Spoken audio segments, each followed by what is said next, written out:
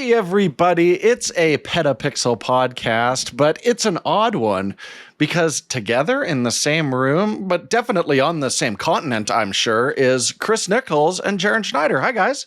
Hello. Are you assuming that because we're in the same room together, we're also on the same continent together? That's a huge stretch. Why? I would have heard otherwise if anything else was going to be happening. So I thought I'd just bring attention to the obvious, right?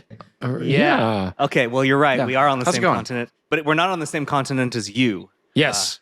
See, that's what I meant. Okay. Again, another confusing intro from Jordan Drake, everybody. Yeah, that is definitely not what I thought you said. No, Jordan. I'm not neither. on my usual schedule, so things could be a little boy. interesting. So it's boy. the evening for Jordan. We usually record this podcast like first thing in the morning for all of us, but now We're in Australia. yeah, we're in Brisbane. Yeah, we're in Brizzy, and we're actually coming to you guys from a very interesting space. We're in the Ricoh GR space. They've just launched their new sort of gallery showcase center in Brisbane, Australia. And Jordan is not here. Why is that, Jordan? You wanted to go to Australia. No, and, it's because you're deathly scared. You're deathly scared of the southern equator. So here's the thing. I mean, based on the media that I've consumed, it's basically, I know very little. There was the one Simpsons episode. I did see the first Crocodile Dundee as a child. Oh, yes. And now I see a fair amount of Bluey, which makes it seem like Crocodile a magical... Dundee's like very, very accurate to the Australian experience. But the other stuff I've seen is like Rabbit Proof Fence and Picnic at Hanging Rock, which are terrifying. Oh, so, it's kind of right down the middle. So a little later, we'll do Australia segment and you guys can fill me in on how much of my preconceptions are accurate. I think that'll be really useful. What about the movie Australia? Have you seen that, Jordan? I've never seen it. I think it's the only Baz Luhrmann movie I haven't seen. I haven't seen it either. So I don't know. Do I need to check out Australia? Is Australia good?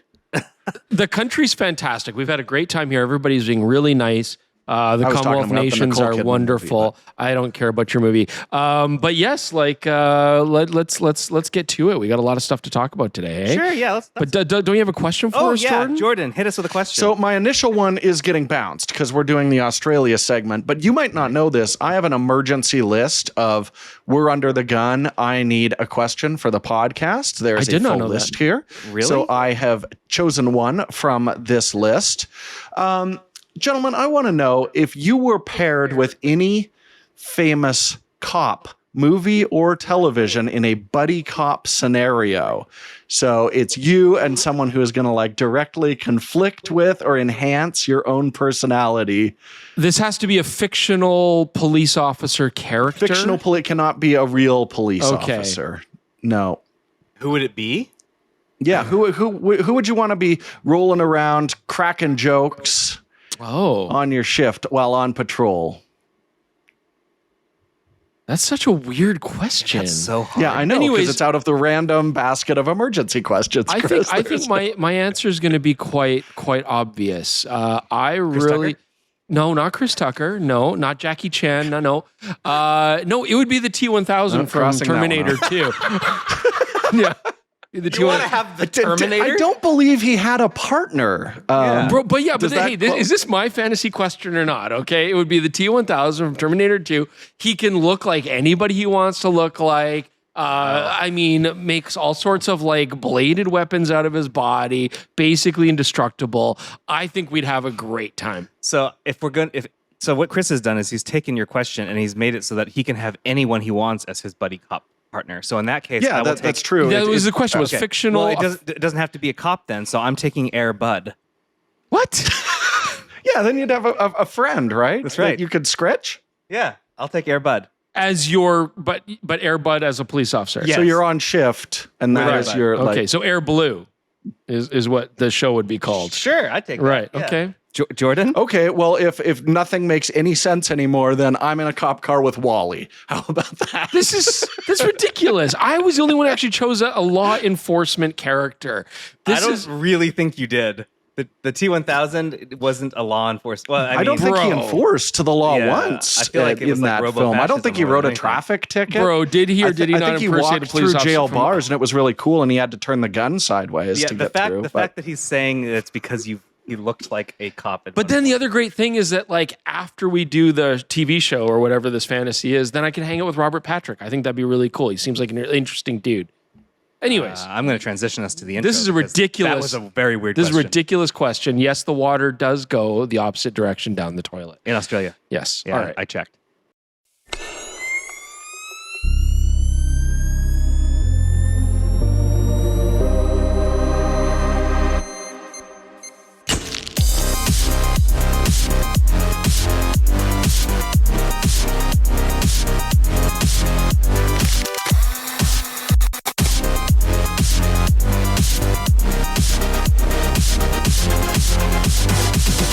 Well, yeah, the sponsor of our show is PetaPixel.com memberships. I've been told repeatedly it's not professional. It's not a pro program. It's for everybody. You could be an amateur, an enthusiast. You could just be a casual user and still give us $3 a month or $30 a year. And we would use that money for the forces of good, unlike the T1000 and my violent escapade.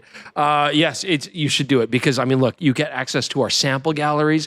You can peruse the website ads free. You can go to the Moment store and get money back. So you put money in, but then you get money back. It's like a pyramid scheme. And then it's not a pyramid scheme. And then you would also get discounts on cage.com. You would get discounts on our merch store. It's pretty awesome, dude. Is there did you miss anything? Are there any other? No, I bonuses? never miss anything. Jordan, can you think of anything? Yeah, there's no ads on the website. He didn't say that. I Ads said are that. terrible when you're scrolling. It is worth repeating that the no ads on the website's great. Yes. Chris was just saying this morning as he was looking at our website, he wishes that there were no ads on it. I was looking at our website and then this weird like audio ad came up and it took me a little while to figure out how to turn it off. Yeah. And that never would have been a problem if I was using my PetaPixel not pro membership. That's right. Yeah. If you were logged in on How about PetaPixel Gold memberships? No, it's just membership. I feel like doing it with metallurgy is like an overdone. Because like if we did a gold, then we'd have to have like other tiers. I feel like there's just one tier. Everyone gets everything for the same price. Yes, $3 a month or $30 a year. Let's go with It's everybody's. egalitarian. That's Yes, beautiful. we're going to go with egalitarian membership.com. Well, we would appreciate it if you became a member. If you're not already, for those who are members, thank you very much. Let's move on. And we're going to talk a little bit first. Our first news story is why are we in Australia, Chris? Yes. So I did kind of already touch on it, but first off, I should say we are here thanks to the good folks at CR Kennedy. We've been meeting Clinton, for example, who's their marketing manager on many of our trips. And he was like, you guys should come to Australia. I can't believe you haven't been to Australia yet. And What is CR Kennedy? Yeah, can you explain what CR Kennedy is? Yes, CR Kennedy is actually one of the biggest distributors of technology here in Australia. So it goes well beyond photographic, but imaging is a big part of it. I mean, they carry a lot of well-known camera brands, Sigma, Zeiss, Profoto, brands like this, but also they do distribution for security stuff and for like geospatial things, survey equipment, all sorts of stuff. But also Ricoh.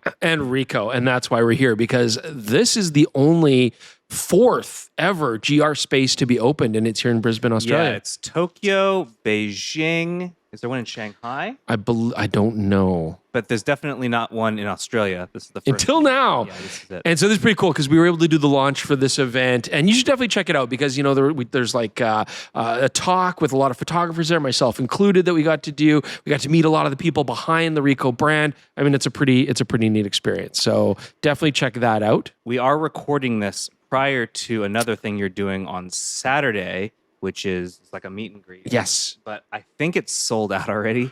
But if it's not, you should go to Ricoh Australia's Instagram account. I believe has some information on that. I will try and remember to put that in the description below. But if you are in either Brisbane or Sydney and you're in Australia, we're going to be here for a little bit more time because we have other projects to shoot. So you could even possibly come say hi. We'd really appreciate that. Yeah. If you see Chris and you'd like to say hi to him, don't think you can't. You can always say hi to me. Unless I'm recording him saying something like for a talking point. Even then. Just interrupt the video? Okay. I don't care. Yeah. I'll do would it again. love that. If he's just mid-take and someone rolls in, I'm keeping that in the video. That would rock. Absolutely. Yeah. If you want to be on camera, that's the best way to do it. Please keep your clothes on. The The best way is to tackle him outright mid-take, because you know I'm going to leave that in the episode. Yeah. Boy, that would be one of the best takes ever. I feel like your body could... He's going to feel bad when I get assaulted. He's going to feel really bad. One other thing I wanted to mention is if you're watching this on YouTube, you will see these pictures behind us. There's one that's on the far left of the frame that Chris didn't take. It was taken by another expert. That's by Jason Lau. Beautiful fashion. But these other 3 are Chris's photos that were taken on the GR4. So they are printed. I have to say...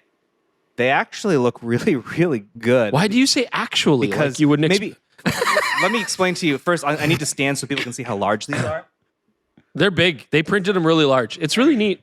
They're very big prints, and the quality held up. They printed really well. These are all in Ilford Gallery gold fiber, and it's really pretty. Really, really pretty. They look really good. Just want to point. I like prints. I like photographic prints. So like when I can talk about them, it's nice because it's so hard to express prints to someone if they're not like looking at them with you. I just like that it's like, it's the final proof. You know what I mean? You can always make stuff look good on Instagram, but it won't look good in print if you messed up. And so I think they look pretty good. You were saying that they actually look really close to your edit on your computer. They do, yes. Yeah. They did a very good job printing. Nice. Yeah, so I appreciate that. Okay, let's move on to our quite actually hefty We got a lot. We got a lot. I like the first story. The first story is really good. Yeah, Tamron has completed its G2 Trinity on Nikon Z mount with the $1,150 70-180 f2.8 lens. Do you know how they say that in Australia? Z, because that's the actually. way to say before we get to the news, Jaron, is this your first time in a Commonwealth nation? No, I've been in Canada before. Oh, like okay, just not to visit us. It was when I was like a He's teenager. Not a I didn't even know bro. you. Haven't you been to the UK as well? I've been to Ireland. Well, that's not right? I mean, that's the mothership, Ireland, right? I'm talking Ireland's like the side. not. Oh, no. Ireland, unless it was Northern Ireland. It wasn't. No, you're right. No, yeah. Ireland is in EU country. No, I've never been to the UK. I've only been to Canada once. I went to Vancouver. That was a long time ago. Well, there you go. That counts. So I guess that was a huge detour. Sorry. Yeah, well, this is the first time I've been in a Commonwealth country in my adult life. How about that? Sweet.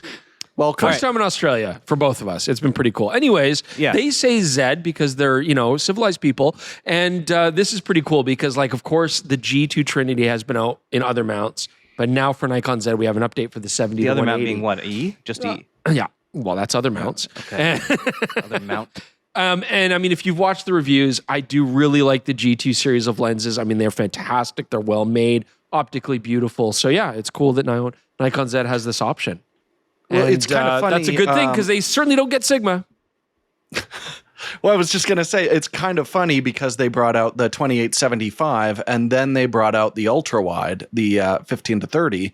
And it's just like, wait, the 70 to 180 came out in between those two on E-mount. And I figured it was just they were protecting their 70 to 200s only for some reason. It seemed really bizarre to me. So I'm not sure why they came out of order on Z-mount, but I'm glad they're all here. Yeah. I didn't even think about that. I'm glad you pointed it out, Jordan. It is odd, the release cadence. Z mount is weird. Z mount is weird to me in that it feels like an open mount, but it's not.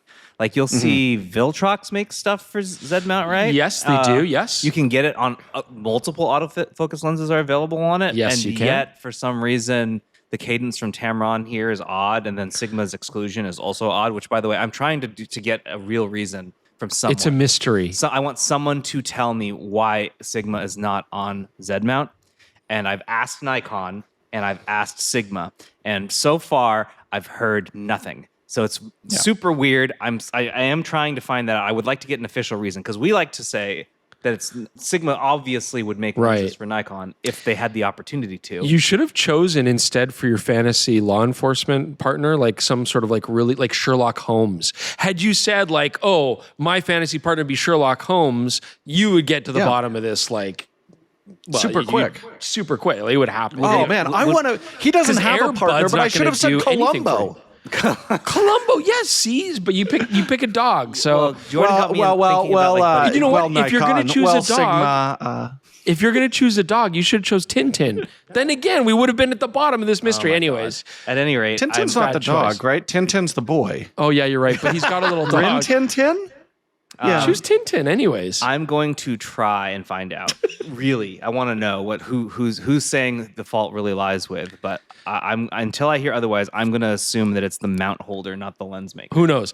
But let's not get past the fact that this is good news. The G2 Trinity is now available for Nikon Z mount There are a lot of cameras. lenses They are available for Z great now. lenses and they're affordable. And in today's world now where everything seems to be spiraling out of control, I mean, we did just look at the Nikkor 24-70 f2.8 version 2. Beautiful lens, fantastic lens, but like everybody else, really expensive nowadays. And so lenses like the 28-75 G2 become really appealing for the cost. Cool. And now there's really no reason to look at the Nikon, like their original versions that were based on the Tamrons, because they did have the 70-180 Nikon version around, but the Tamron G2 is a substantially better lens. So that's the way to go right now. Yes, sir. Yes, sir. Did Tamron release the original on Nikon Z mount, or was it only available as a Nikon? It was just the rebadge? Nikon branded version. Yeah, So I don't that, believe they again, put it. Yeah, weird. Weird, right? Yeah. Weird. Okay. Well, moving on. I'm going to start a series called Third Party Mysteries. So And it's going to be a weekly episodic. I don't know if you noticed this, Jordan. I pointed it out to Chris. OM System announced that you can now download and use recipes made by other photographers on your camera. Did you read about how you have to do this? Like what the process is? So first off, it's a little tricky, right? It is not straightforward. So here's the thing. The first thing is they've got some ambassadors that are offering some profiles that you can download and install in your camera, which is cool. I mean, a lot of companies are offering that. And then there is also a process to submit your own JPEGs with your own color recipes, see if they like those, and then they could offer those as well. That's all pretty straightforward. The tricky part is when it comes to then actually moving it to your camera to use it. Yeah, let me explain it to you, Jordan. Here's how you do it. I'll read Jeremy's story here. And this is, I should say, for the OM3 right now, although I'm sure they might open it up for other cameras as correct. well. Yeah. Installing new recipes to the OM3 is not as straightforward as it could be. Rather than utilize the OI.share mobile app, installing downloaded recipes requires hooking the OM3 up to a computer and opening the OM Workspace app.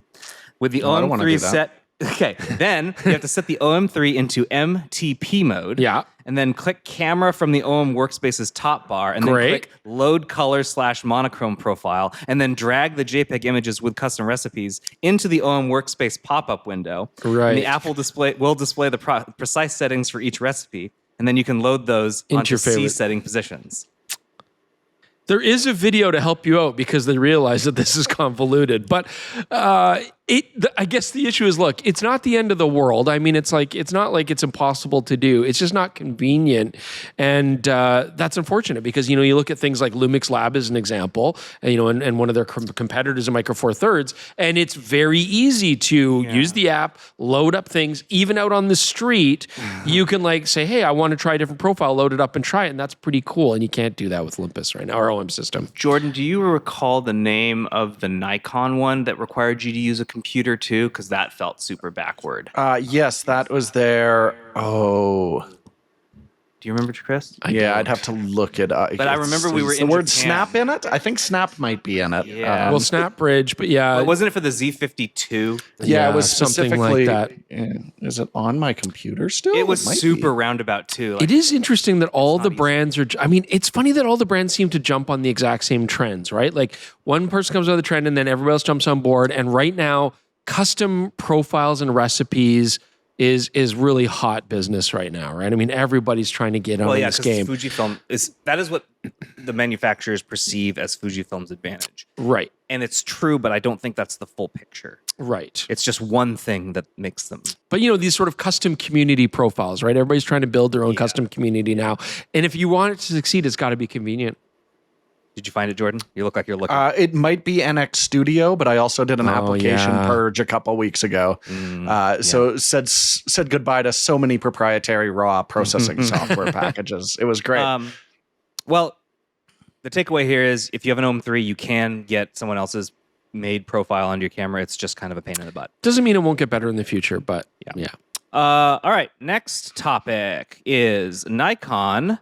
They told us, I think I hinted at this week or so ago. Zed's red, baby. Zed's red. I'm going to say that every time. I was interviewing them and I asked them, so are we going to get some more cameras in the ZR family to fit in underneath red cameras? And the answer was effectively, I don't think that we need to. The actual quote is, As of now, we don't think we need another product in between the ZR and Red cinema cameras. But if a customers request it, we have to consider it because we work on a customer-centric philosophy. So everybody right now listening, just request it. That's what we want. Yeah. Yeah. What do you I'm think, requesting Jordan? it. Yeah. I'm absolutely, there's such a clearly defined gap with things like the micro HDMI, the limit of 4-channel or 2-channel audio, the really small body. Everything they said was like, this is a concession we made to make it as small as possible. And there is a huge market. And the fact that it's the partially stacked sensor, not the fully stacked sensor, which would give us even faster readout. So there's such a clear line between this and going up to a full Red. I mean, the price of a Red camera might not be like dramatically higher. They've gotten the Komodos especially have gotten quite affordable, but actually getting those up and running is extremely expensive. Right. So yeah, I think there's totally a place for like, a $4,500 to $5,500 camera, with a fan, with all the stuff that some people are complaining about with the ZR. Would you a little higher end? And maybe put an EVF on it? Maybe. EVF for Jordan. So that's the question I was going to ask you, Jordan. Would you want ZJ for Jordan? Would you want them to make like a cinema style mirrorless camera, or would you want them to make like a box style camera with lots of attachment points, more modular, that kind of thing? I mean, my preference is definitely more a mirrorless style, like because I'm fixated on the EVF. And yeah, the Reds are your boxy cameras. I think they could do just a slightly larger ZR design. Like a I don't see any reason they Z8R? couldn't do that. Put a bigger battery in.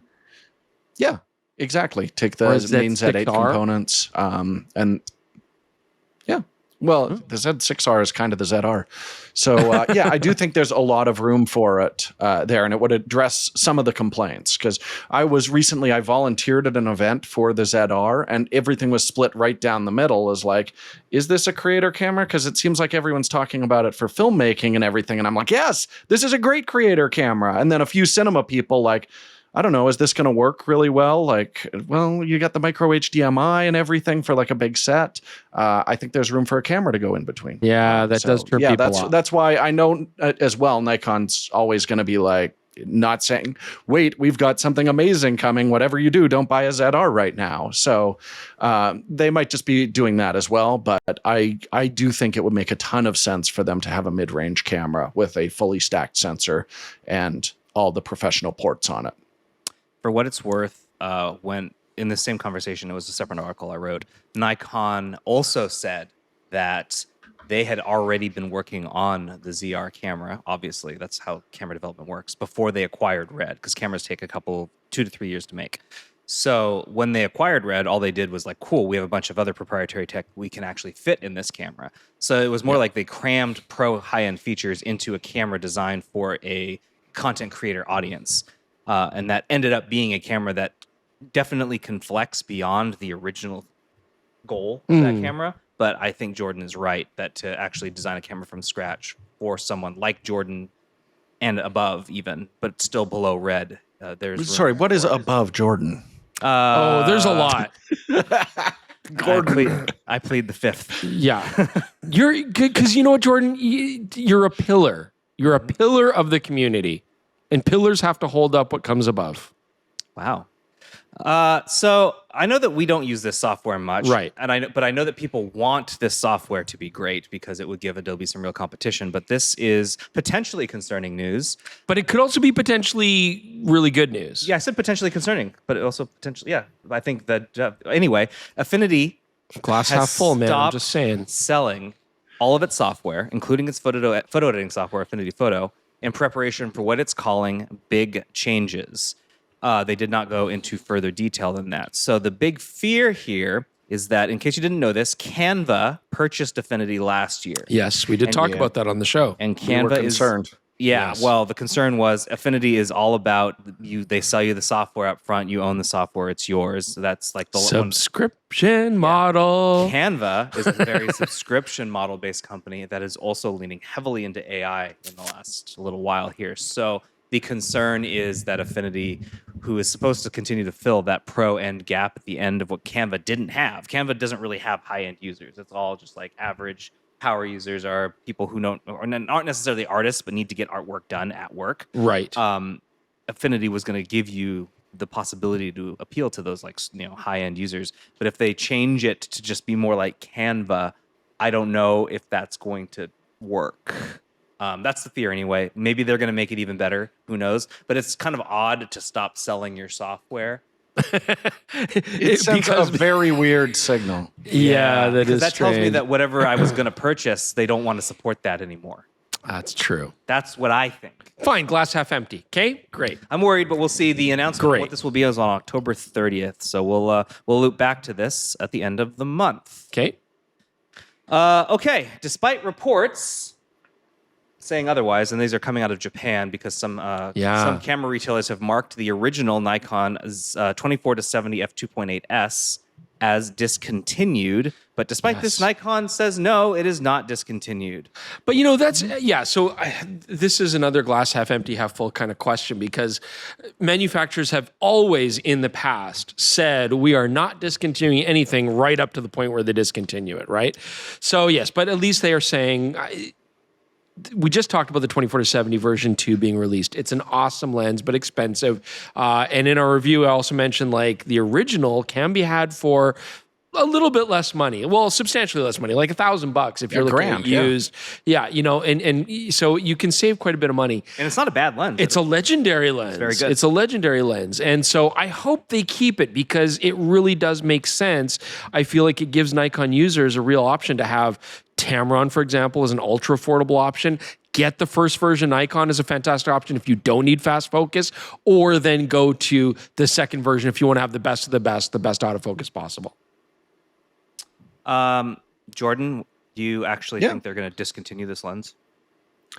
I don't know. I think it would make a lot of sense for them to just move it down market because its retail price is not practical at this point. Yeah. Like it's still an MSRP of $2,500. But if they do move it down market, then like Chris said, I think there's a perfect space for it right in the middle. If you don't need the video functionality, you're not worried about the extending design because optically it's still a fantastic lens. So yeah, I think it would be a great mid-range between the Tamron if they drop the price. If you see it just sit there at 25, like it's never, they're clearly just going to phase out the stock that they've got.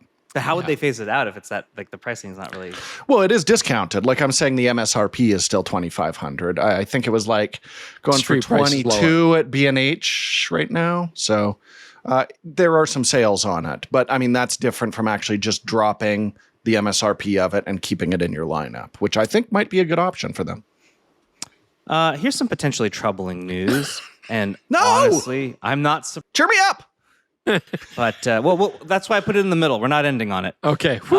CIPA, which is the organization in Japan which does a lot of tracking for camera stuff, and they're also the ones who do the battery life testing, IBIS testing, all that kind of stuff. With all those the standards agency, yeah. So they also produce some graphs quarterly or a monthly for camera sales. Yes, and we've referenced them before on the show many times. And I'm looking at them now, and it looks like there is always a little slump in sales every summer. For the past 2 years, it's very visible.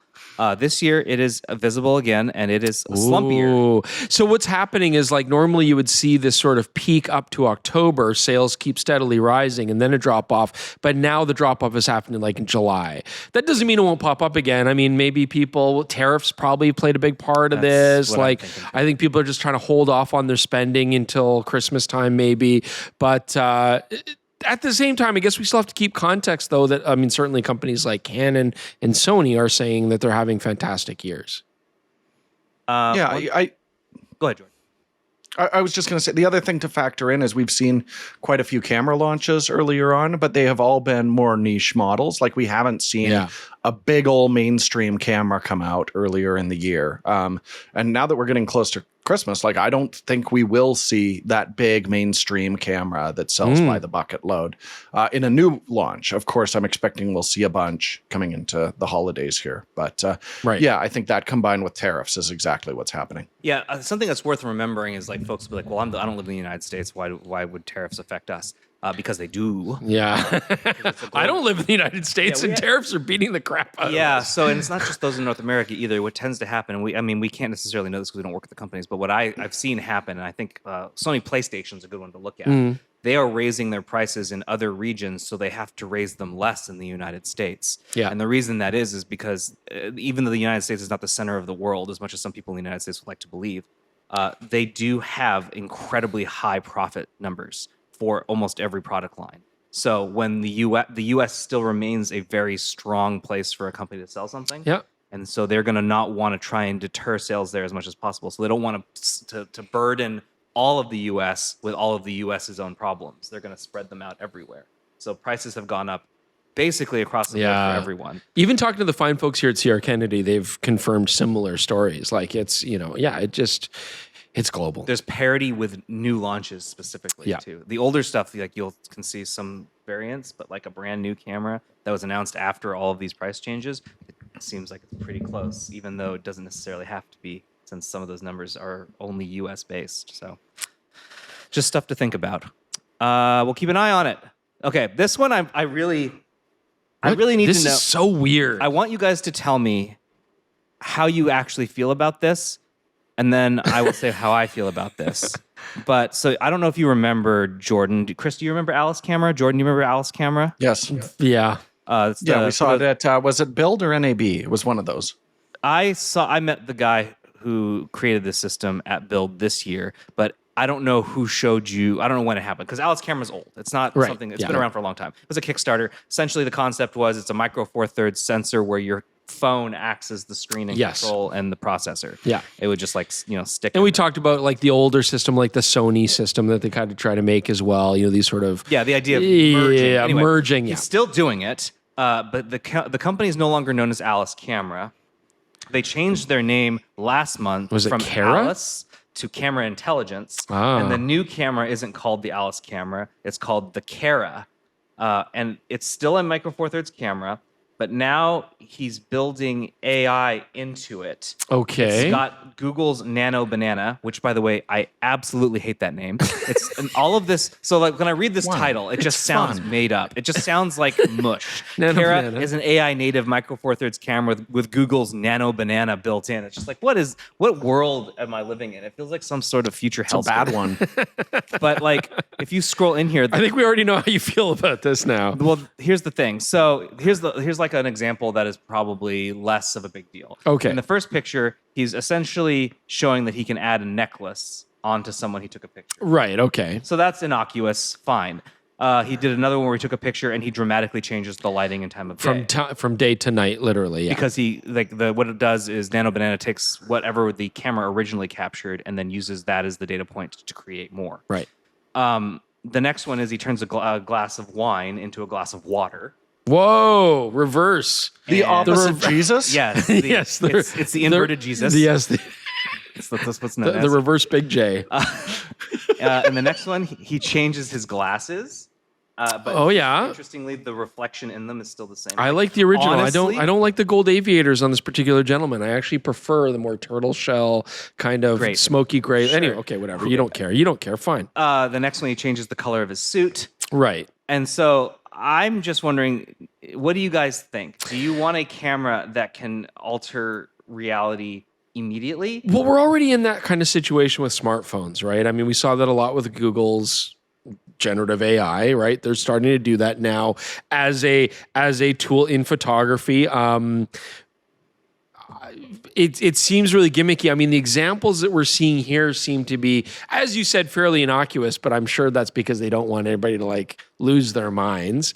But like, do you have a desperate need to be like, hey man, I don't like those glasses on you, let's change those? Or like, your red wine should be white wine instead because clearly you're having like a chicken based like dish? I don't know. Like, is this something we would even bother to do? Gordon?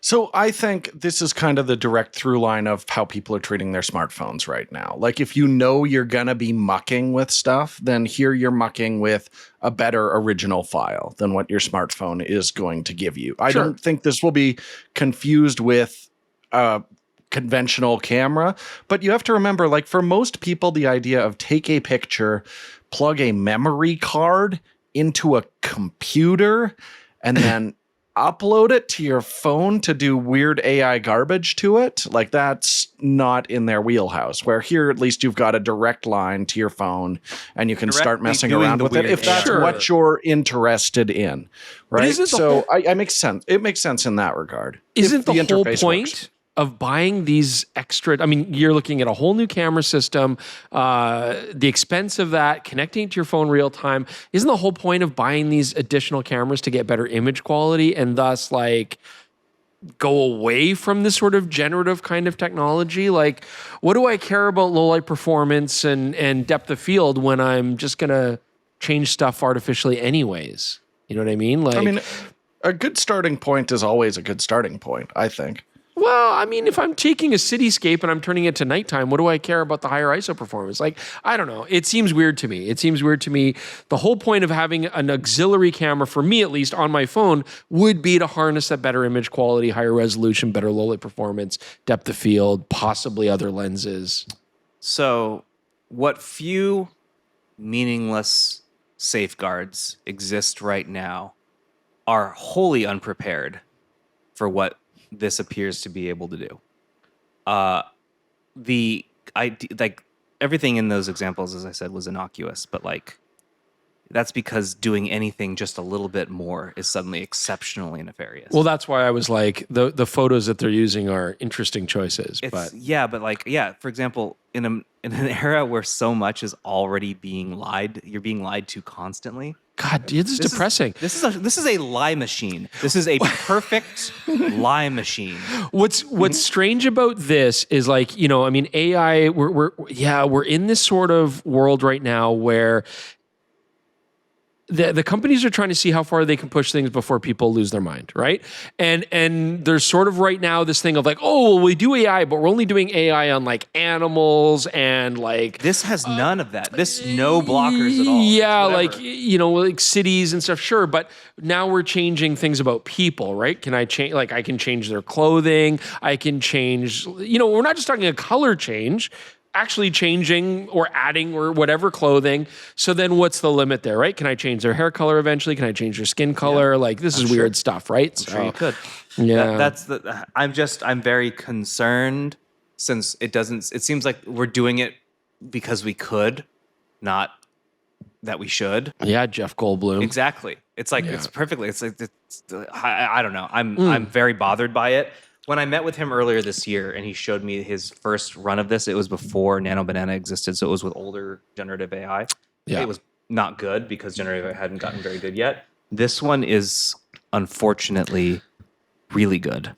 Yeah. And it is resulting in those pictures. I don't know if you saw them, Jordan. If you look at them side by side, they look indistinguishable from reality. I couldn't tell you which one of those was the original. Right, because you're right. Like a lot of the Google stuff and Samsung stuff that we've seen so far in their latest smartphones, it's still not convincing, right? Like it looks weird, but you know, I mean, this is kind of, it's not unrelated. It's absolutely related, but it's off topic. Is like Sora just released the update of their software, right, for video AI production, and that stuff is pretty. You know, we're still not quite there, but obviously, we're seeing what we've been talking about for years now. It's just getting better and better and better. Not even years. It's only been like 2. I know. More and more convincing. So like fast. It's wild. Yeah. Why? Yeah. I guess is my question. Because we could. Yeah. We never stopped to think if we should. All right, that was the depressing over. Jordan, Blackmagic RAW, world's fastest RAW format, is coming to Sony cameras. Yay. Tell us how we should feel about this. And be happy about it. Yeah, I think it's great. Now, it is funny that this came just as Blackmagic introduced ProRes RAW into DaVinci. So that was the big bottleneck, is the Sony cameras could only, through an external recorder, kick out ProRes RAW. Now that bottleneck's gone, but now, you know, at the same time, we've got access to another file format. Now, the important thing here is there's no announcements of Sony cameras doing this internally. You're still going to need to purchase a Blackmagic Video Assist, run it out the HDMI, jump through the hoops to have this flexibility. But, you know, the industry standard, if you want to do advanced color grading, is Resolve. So this is their own RAW format. The great thing that we know about this is there was recently the iPhone launch where some of the tools weren't available yet within DaVinci or within Final Cut, where if it's shooting B-RAW, I have haven't heard of an example of a camera that has that, where all of your flexibility with the RAW workflow isn't available right from ground one. So that might be really good if you're an early adopter. But at this point, I really look at it in terms of, it's just what workflow are you on? And what I'm hearing as well is B-RAW is still just, it runs a little better on Resolve. So that rolls into this whole, the fastest RAW workflow thing is, if you're going to be grading on Resolve, stick to B-RAW. And now the Sonys are going to support it. So that's great. But you're not going to be plugging a CF Express card into your Sonys and recording B-RAW. Right. Yet. Cool. Yet. More video stuff. This week, Fujifilm published some more information about the GFX Eterna 55 sensor, and that they actually did change it versus the one available on the GFX 100S. Yes, right. GFX 102, which is what we've largely based it on, because that's where it had the option to drop the bit depth and things that make some of this video performance possible. I mean, there's tweaks to the sensor. I do think it's funny. They're like, we changed the sensor. It has a neutral density filter now. Like, that's not the sensor. That's the neutral density filter. But some of it, in terms of tweaking things, they seem very concerned about the thermals, which makes a lot of sense. They're going to have to find a variety of ways to keep the sensor cooled down.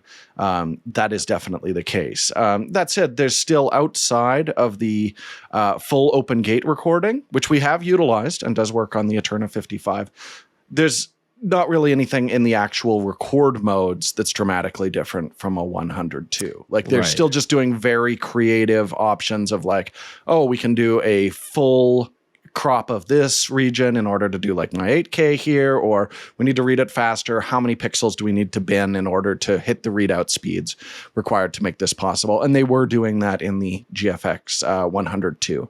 So yes, it's true. There is some new tech. They didn't just like tear out the sensor from a 102 and plug it in a giant body.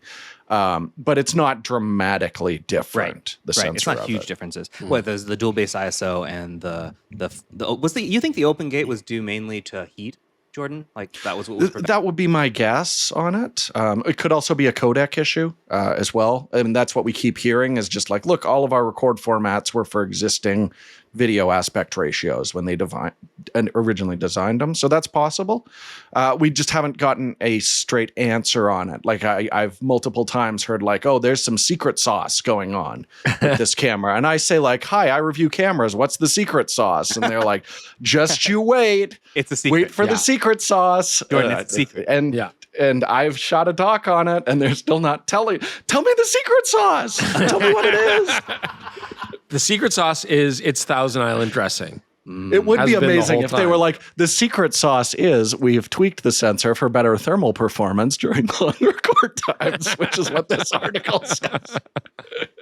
Oh, okay. All right. So our main story is, I essentially, there isn't a main Please topic. Don't be triggered. I'm not. But I want to know if I'm crazy. Yes. So no. No. Okay. No, you're not. So last week I wrote a story because I was talking to Jeremy, as I am wont to do, and I was like, what is the deal? We don't really grind some like gears. Like, what's the deal with camera makers having a color identity? They have one, and then just essentially over time, now we're not going to use that. What is with colors? So, what's the deal with colors and cameras? So here's two that everyone knows Canon is red. And Canon actually might do the best job. Bro, but what about Nikon? That's the weird thing, the little red swoop. Oh. So Jaron, talking to your mic, please. Oh, sorry. Again, I think I'll be Captain Context. I feel like I'm often Captain Context in the podcast. Okay. So to give context, the worst superhero. Yeah, the best, the most useful superhero. But in hindsight, you're like, damn. Captain Hindsight. I really should have appreciated Captain Context more. Very useful, but whenever he shows up on screen, you're like, oh man, this guy's a bummer. What you're trying to get at drop context on me. Camera companies have historically had sort of colors that they traditionally used as like their moniker, their brand, their go-to.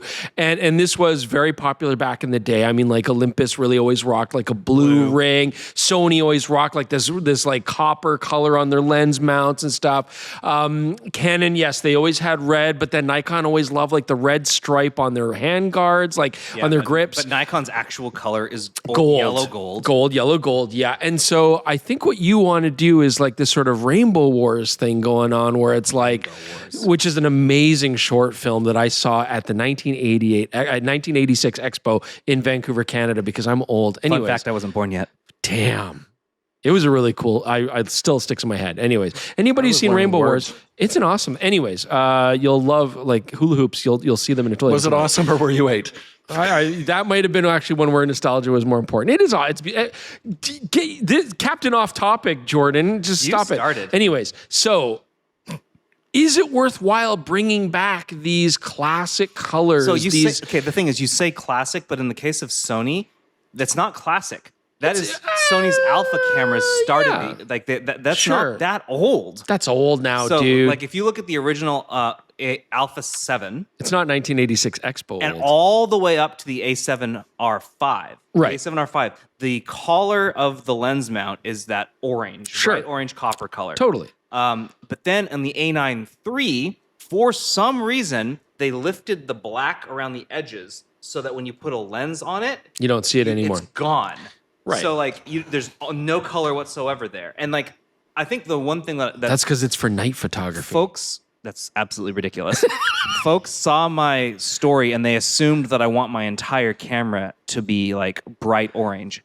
No, that's not what I'm saying. I'm saying I misunderstood the article then. That's what I thought you were getting at. No. Jordan, what are you doing? Don't you dare.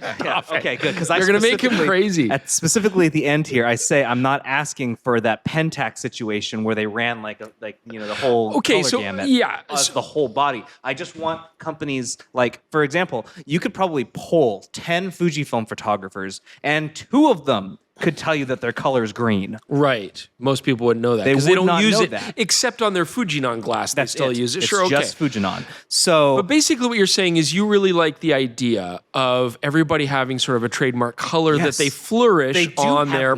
They do. Yes, you're right, and you want them to flourish it on all their products. I think it would be cool to have that identity tied to that color because, like, I like the idea of like. Didn't Nikon do that recently? Yes, but then they told us they're not going to do it very much. They specifically said, don't get excited about it. Here's the thing, Jordan. Maybe you can back me up on this. The first time they brought that gold really back was for those filters at the end of last year. That was downright insulting. Look, I'm not saying I dislike your idea. I'm not. Like, I'm just being devil's advocate here, for all the haters at home. It's more so like... The haters at home. I mean, it's cool. Yeah, it's neat. It's like everything would be like a video game if there was a color flourish on everything. I would love it. It'd be like an RTS game if everybody had their own color scheme. But it's like I don't even want very much. Like I know. Like if you're doing it on Alpha, do the little Alpha symbol in orange. Do the orange around.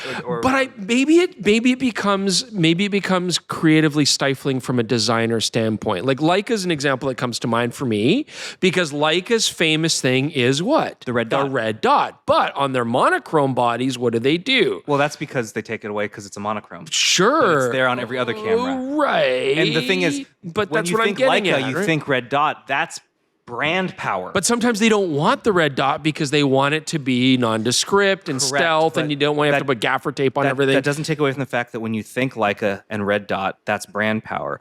So when you think Sony, if all you think in your mind is a black and white logo, it's soulless and boring.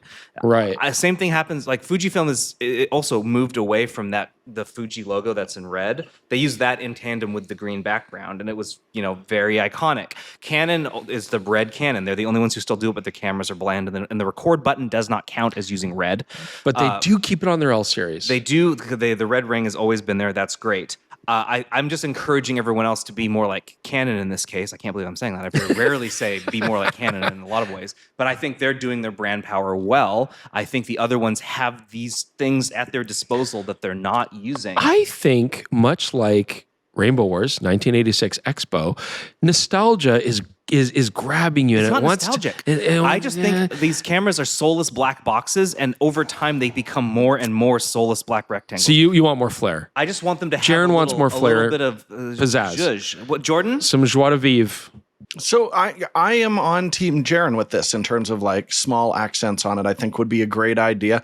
I mean, even just like you mentioned, the Fujifilm green, some of the reps had like green shoe covers on them that looked hot as hell, that were just like little Fujifilm logo, things like that. I do think that would be interesting. I think the best example of losing the brand completely is Panasonic, because blue is their thing. Like you go to Japan, you see the blue Panasonic store logos all over the place. And I'm looking at a GH7, and to speaking of soulless looking black boxes, they've added red accents all over it. Like that is to indicate to you that this is the pro camera. But I'd love to see, like, lean into the blue a little bit. But like, that's an Olympus thing. That's an Olympus thing. There's only so many colors, right? Here's like someone's gonna have to pick up purple out of nowhere. Here's the thing, but you make that argument, but they've already done red. So like they clearly see that they can go with a color, and if you're saying, well, everyone else already does red, then why are they doing red? It's the same thing. It's exactly the same argument can be used against you. All right, I'm just playing devil's advocate. I think, hey, I'm all for. So stop playing devil's advocate. I'm all for color. Can you actually say your opinion. I'm all for colorful flourishes, but yes, but I do think like camera design has to be open to making it look how you want to make it look. You know what I mean? Like I don't know. I feel like. I'm not going to be the person who's like, you want the camera to be green all over? Obviously not. But I do think that I think it can be a little stifling from a design standpoint to always have to reinforce those flourishes of color. But they're not doing any at all. I know. How is that more? How is that? Look at Sigma. They just rebranded their entire lineup, going back to old school font and stuff like that. And and I think that's cool. And so I think it's an opportunity to make things fresh and to change it. I don't know. Do you know what Sigma's color used to be, Jordan? Sigma's color, what's not used by anything, I'm going to say teal. No, they actually, and Kazuya Yamaki says he never liked this color, actually. That's why they don't use it anymore. It's that green. They used to use a little bit of green. Oh, back in the day. Way back in the day. Yeah. That's why they've gone black and white. But their thing is... Well, they rebranded. They got rid of the flourish, and it was a great move. They didn't get rid of any flourishes. All they did was add like serifs to their font. No, nobody's going to be friends anymore now.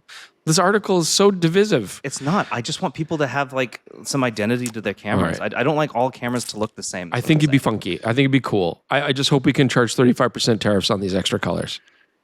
I think it's hilarious that Jaron's like, can we all just have a little more fun? And everyone simultaneously threw a bat at their computer. They got so mad at me. No, this is serious business. Yeah. Don't you put a flourish of color on my professional box. The best comment is the one at the top. It's like, the amount of whining over the article being fairly lighthearted is crazy. Didn't realize only professionals and curmudgeons read this site. It's just like, thank you. Yeah. Thank you very much for that, because I agree. All I was just having is a little bit of fun, being like, put the little bit of dash back in there, and they're just like, I got punched back into my box. I'm never coming out again.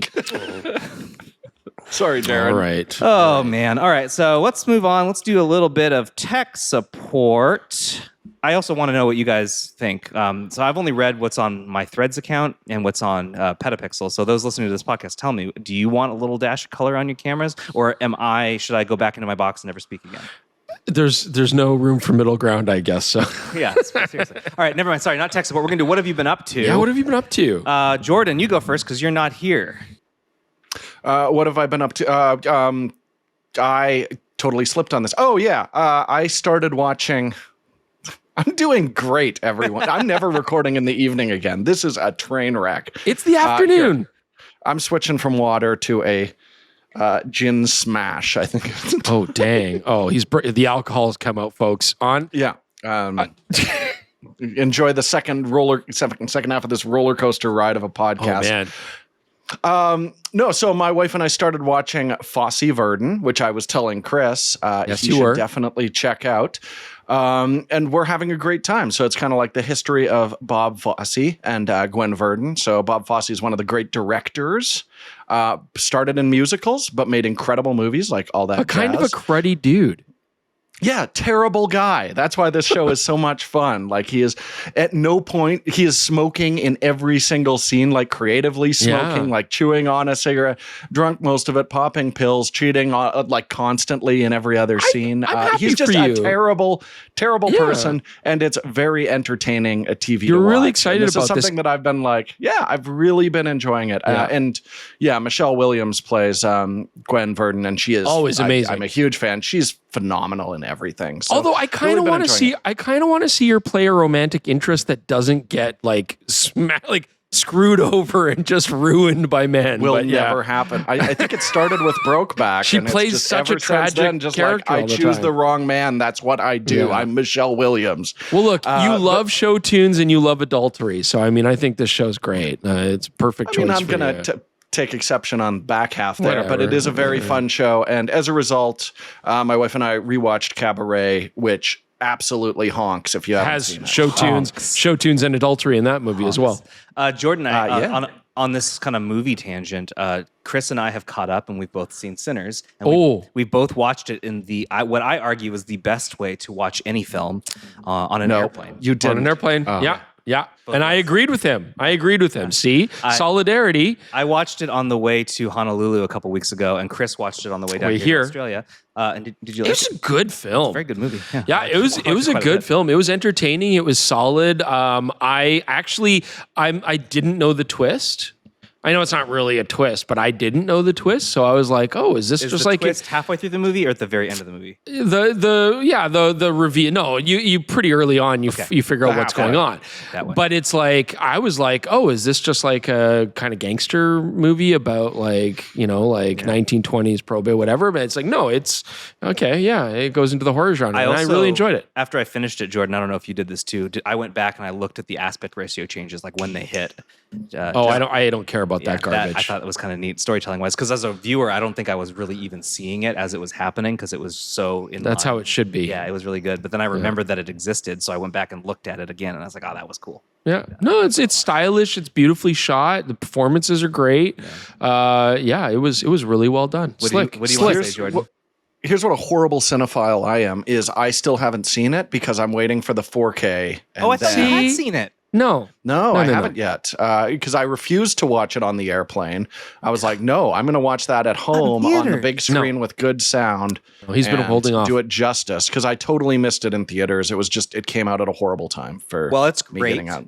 So you should watch looking forward to it. You should watch it on an airplane, man. What have we been up to? Travel. We're here now. Yeah, it was 20 hours of travel. Dude, that was brutal. Yeah. Like, flying to Australia is hard. I think I remembered, like, as I was going to bed yesterday, I was like, wow, it has been at least a day and 3/4 since my head has been on an actual pillow. Yeah. It is crazy. I was up at 3 this morning, Brisbane time. That's about right for me. Yeah. I slept normally. I hate you. I'll probably sleep badly tonight watch. I don't hope so, but part of me does. All right. Let's get into some tech support. These are all speak pipes, so let me bring these bad boys up. We're going to start with... This is nice. I get to sit beside Jaron here doing the podcast, and I get to see like what goes on in the back end here. And there's lots of notes about like Chris needs to die. I hate Chris. I want him to stop. That is not true. Stop telling people that. I always close my notes tab whenever you're over. He's got some dark stuff in there. Jordan's got like a paper notebook, and it's like all scratch stuff, like Oh, I just have pictures of you. Christmas, where stabbing my eyes out and stuff, like X's on everything. All right, this like is a Christmas from Michael Cox. Hey fellas, Michael in Vancouver here.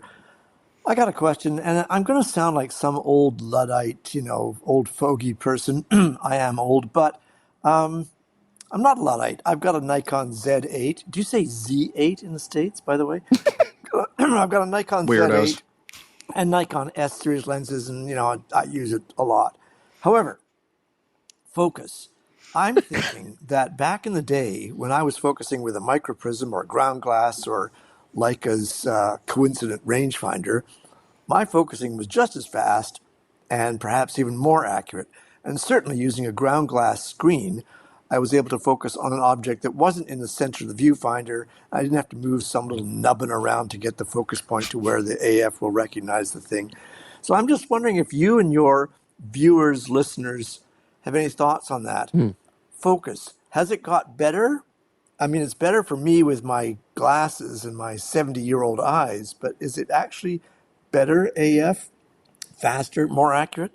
Or could you get just the same? I mean, good Lord, look at how many great photographs were taken in the day long before AF. The answer to that question is yes, but you may elaborate.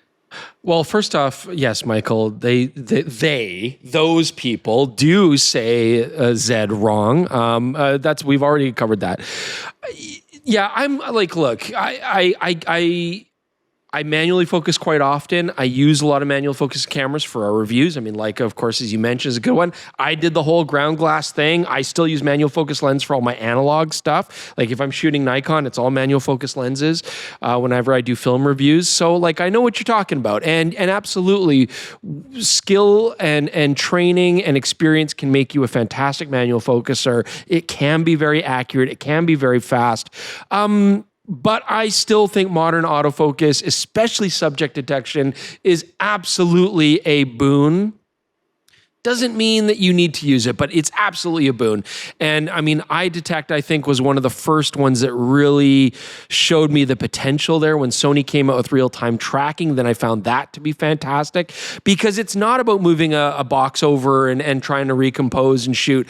Real-time tracking from Sony, which kind of, I think, started this whole thing in a really effective way, opened up the possibility to put a box on an inanimate object and have it track even through a moving space with continuous autofocus. So I do think autofocus is a great thing, and I do think it's faster and plenty accurate in a lot of situations. So is manual focus fantastic? Yes. Is it accurate? Yes. Does it have its place? Yes. Do I mind when it's my only choice? No. But I do think modern autofocusing does make a difference, especially when it comes to fast street shooting, speed, portrait work like that. I think it's a great benefit. Jaron, you went the other way. I want your take. No, I said that yes, autofocusing is better. That's what I meant. The answer to his question is right off the top. He said, yeah. He's like, yeah, is autofocusing better? Is focusing better? Yes. Yeah. Unequivocally. As someone who shoots a ton of manual focus right now, and I'm still developing the skill to hit all of my shots like in manual focus. Like it's not easy. I can really appreciate when the camera does make it very easy for me. Yeah. Yeah. So I come to it from a different place because when I'm shooting video, I'm constantly juggling. And I think both of them excel at different things. Like I love manual focus for when you have a vision of exactly where things are going, you know which direction the action is going to move. But it's when the camera's moving towards your subject or away from it, or your subject is moving towards or away from the camera, that's where manual focus can be a real struggle. And that's the situation where I kick my camera right over into autofocus mode. So it's a real best of both worlds that I'm really glad we have right now. I know if I suddenly went back and started shooting our show on a GH5, I could totally do it, but I would be frustrated by suddenly not having the option of like, in those kind of shots, if I want to do a walk and talk, I'm not as rigid. I used to be like militant, like Chris, we are 1 meter apart this entire time. And if we break that, then you are doing it over again. Yeah, so I was going to say, we repeated a lot of shots because not, you're skilled focuser, but there's just, you can't always maintain perfect focus all the time. And it's the same for photography. It's like manual focus is super accurate for still subjects. If I had to shoot continuous bursts while tracking something through space, no, it's not very effective. Not unless you're going to use tighter depth of field and trust zone focusing to cover your butt. And that's where autofocus performance is a huge benefit. So, but you're not a Luddite, Michael. And yes. Michael rocks. I love Commonwealth. more speak pipes from Michael. Yeah. The next one is a speak pipe from Patrick. Fire him up. Hey guys, my name is Patrick. I'm from California and I'm an event videographer. I'm looking to upgrade my camera system, but Panasonic has so many choices I'm confused. I have a lot of L-mount lenses and I currently shoot with an S1H. And my backup is my GH5. I would like to know what L-mount camera you would recommend for the future. My main requirement is that I have to be able to film forever without overheating. And I'd like to know, should I get just a used S1H? Should I go with the new S1 II or the new S5 II? What do you guys think? I usually don't use autofocus because I have dancers and actors moving across stage and everything needs to stay in focus. So I just stop down the lens. And I do all my zooms and pans in post. I shoot at 5.9K. I probably can't shoot RAW because you know how big those files would be after hours of filming? Terrible. So what do you think?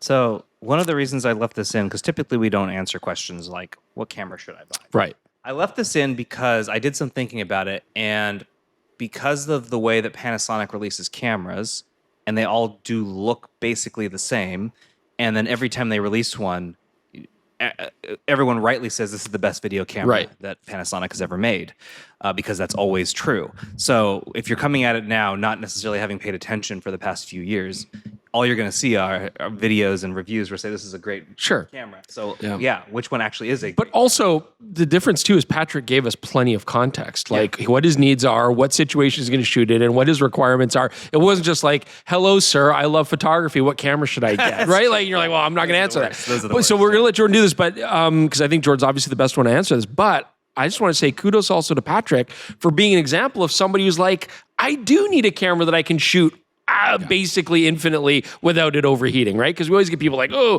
who needs a camera to overheat? Like, what, isn't 2 hours enough? Not always. So anyways, Jordan. Yeah, I digress. What should he buy, Jordan? So my thinking here, if autofocus isn't a major concern, they've moved over ever since the S5 to basically all the Panasonic mirrorless cameras, except for the weird one that's small, which name I can't remember right now. What's that one called, Chris? What the little in Japan, the little guy. Oh, the S9. Yes, exactly. Yeah. Everything besides that has active cooling on it now. So I do think you could absolutely get away with an S5 II. You don't even need to go to the X version because you don't need support for the RAW recording on that. And yes, it does have a fan built into it. And if you're shooting indoor, like if you're filming dance, things aren't getting super hot in that environment, right? Unless it's like, an outdoor in direct sun, and no dancer is going to want to do that. So I think you'll be just fine there. It can potentially overheat when you're doing the 5.9K, but they rate it at 40 degrees Celsius and at like a 2-hour record time. I've never encountered it. So yeah, I think you can go a little bit more basic. The only thing is, because you're filming dance, if you move up to the S1 II, you will get faster readout, which is going to give you nicer looking fast movement, the option for, better high frame rate recording potentially. That could be useful for you. But does that justify? I mean, it's going to be almost double the price you can get an S5 II right now. I don't know. Good answer. Look at that nice metered response. Next one is a speak pipe from Riley. Oh, Riley Martin. Sorry, these are taking a second to load. Hi guys, Riley Martin from Pittsburgh here. Unfortunately, I wasn't able to attend the live show at Build Expo. I had other plans that day, but really enjoyed the show, and I did get to say hi to Chris and Jordan. Oh, thank goodness. Quick question. I've been looking at the Panasonic 15mm f1.7, and there also is a DJI version that, according to what I read online, is the same optical formula. Do you know if the performance is similar to the Panasonic one? And also, will the aperturing on that lens work on Panasonic and Olympus bodies? Is it going to be the same situation as with Panasonic aperturings on Olympus bodies? Anyway, thanks for your help. Yeah, it's an interesting question. So, we've done some research on this. It's still hard to get definite answers. It looks like it is an identical optical formula, or at least very, very similar. Might as well be. And DJI, correct me if I'm wrong, Jordan, they were making these Micro Four Thirds lenses for their drones, I believe, right? Yeah, Micro it was Four for the Thirds Inspire too. Yeah. That was Micro Four Thirds. But it will work with the Micro Four Thirds ecosystem. It'll meter properly and everything like that. Where I think there's going to be differences, first off, lens coatings. Panasonic's not making these lenses, so they're not going to have the same lens coatings. So you might see a difference in flare response. Panasonic's not making them, or DJI's not making them? Panasonic's not making them? I don't think Panasonic's making them for DJI. No, well, you just said Panasonic's not making... Sorry, Panasonic is not making the DJI versions of these lenses, right? Panasonic make their own Leica version. So the coatings are going to be different for sure. You're not going to have the same kind of thing there. We don't know exactly. I doubt that the aperturing would be functional on the Panasonic bodies, and I doubt even more that it would be functional on OM system bodies. I know that there's been constant questions about if you can take an existing Micro Four Thirds lens and use it on a Inspire 2, but I haven't had anyone ever ask to take a lens designed for the Inspire 2 and go the other direction. Yeah. I've never ever thought about it. This is the one drawback to us no longer working at a camera store. We could walk over to the DJI shelf and be like, click, chunk. But unfortunately, I don't have those available. And it's not something we're going to have easy access to because DJI has clearly moved away from Micro Four Thirds. Now they're into their proprietary full frame and L mount. Yeah. Yeah. But it's an interesting question. I wish we had a better answer for you. Yeah, I'm sorry. Next one is a merch message. These are messages that you can send to us as part of when you buy something from the PetaPixel Wow, we give store. everybody like many options to get in touch with us, don't we, Jaron? As many as I try. So many ways to get in touch with us. This one is from Michael Smith. I have enjoyed your photography feedback and reviews for years. I still do. Thank God. Wow. I shoot Nikon and Olympus. I'm just trying to understand reviews for the OM3 and the OM5 Mark II. I just don't see any innovation from OM. I don't see the quote wow that people are talking about. Just my opinion, but even you two seem to be overly generous in your reviews. I would just like to hear your opinion about this. I don't think I am being overly harsh, but what the hell?